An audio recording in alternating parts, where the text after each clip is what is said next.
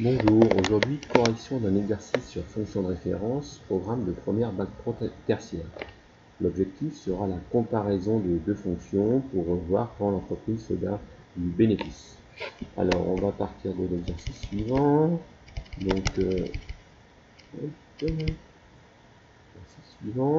Alors, une entreprise fabrique des appareils et désire savoir si la fabrication de celle-ci est rentable. Le coût total de la production pour X appareils fabriqués, c'est donné par C de X égale X carré plus 80X plus 1000.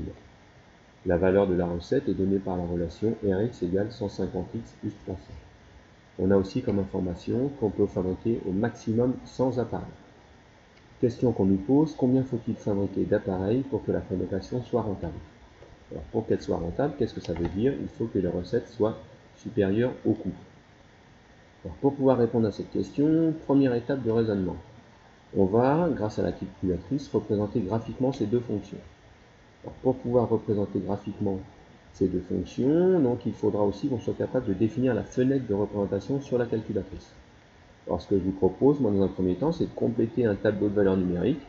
Comme ça, on pourra connaître les valeurs de Y min et Y max qu'il y aura à mettre dans la calculatrice.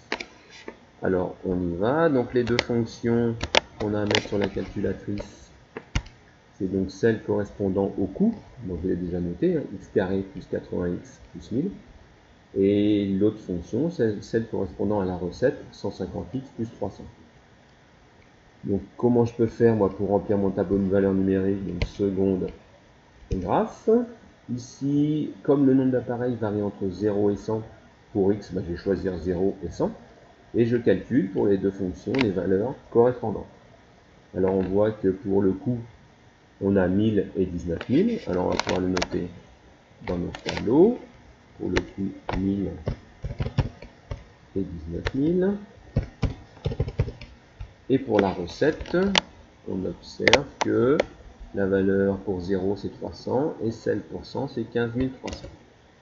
On va pouvoir le noter sur la calculatrice, sur notre document. Pardon. 300 et on a dit 15 300. Voilà, cette fois on connaît la valeur les valeurs nous permettant de définir la fenêtre. X min ce sera donc 0, X max ce sera 100. On regarde parmi les 4 valeurs trouvées quelle est la plus petite. Donc Y min, on peut mettre 300 ou un petit peu moins de 300, comme ça on est sûr d'avoir la totalité de la représentation. La plus grande valeur c'est 19 000, donc on peut mettre 19 000 ou un petit peu plus pour être sûr d'avoir la totalité de la représentation graphique. Alors on va faire ça dans notre fenêtre. Alors moi j'ai donc mis 0 et 100 comme prévu, un peu moins de 300 donc j'ai mis 0 pour Y min, et un peu plus de 19 000, j'ai mis 20 000 pour Y max. Maintenant on n'a plus qu'à faire la représentation graphique. Alors qu'est-ce qu'on observe? On observe que le coût c'est la représentation qui est en bleu, et la recette c'est la représentation qui est en rouge. La recette est supérieure au coût de cette valeur de x jusqu'à cette valeur de x. Alors comment faire pour déterminer ces deux valeurs? Eh bien à l'aide de la calculatrice ça va être assez facile. Il faudra qu'on obtienne à chaque fois l'abscisse, c'est-à-dire la valeur de x des points d'intersection. Donc on fait seconde trace, 5 puisque c'est l'intersection qui m'intéresse. Alors on peut obtenir, on va se diriger vers le premier point d'intersection pour réussir à connaître la valeur de x.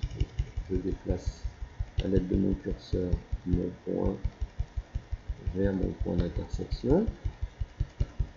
On se met à peu près, voilà. Et là maintenant, j'ai plus qu'à faire une fois entrée parce que la première fonction m'intéresse, deux fois entrée parce que la deuxième fonction m'intéresse, et trois fois entrée pour connaître la valeur de l'intersection. Et j'arrive à 12,09. On pourra mettre 12,1. C'est ce qu'on va faire sur notre document. 12,1, c'est l'abscisse du premier point d'intersection. Ici, 12,1. On fait de même pour le deuxième point d'intersection. Seconde trace. 5. À l'aide de ma petite flèche, je me déplace vers mon deuxième point d'intersection. Voilà, hop.